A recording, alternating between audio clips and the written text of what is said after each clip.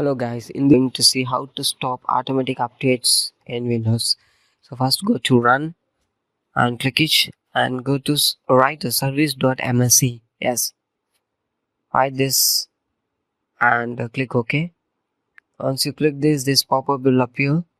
In this window you scroll down and you need to search for Windows Update. Scroll down and you can see the Windows Update is there.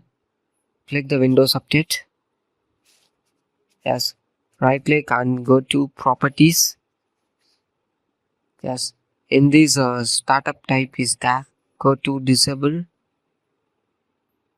and click apply and go to recovery, and in this you need to take a take no action. This should be important. If you forget this is nothing useful, so take no action should click OK.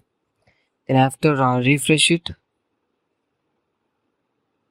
and once again go to properties and check the service status is stopped or not. If it's stopped, then it's okay. If it's not stopped, then you need to stop that. So this is how to stop automatic updates. So hope you enjoy this video. Thanks for watching. For more videos, stay tuned to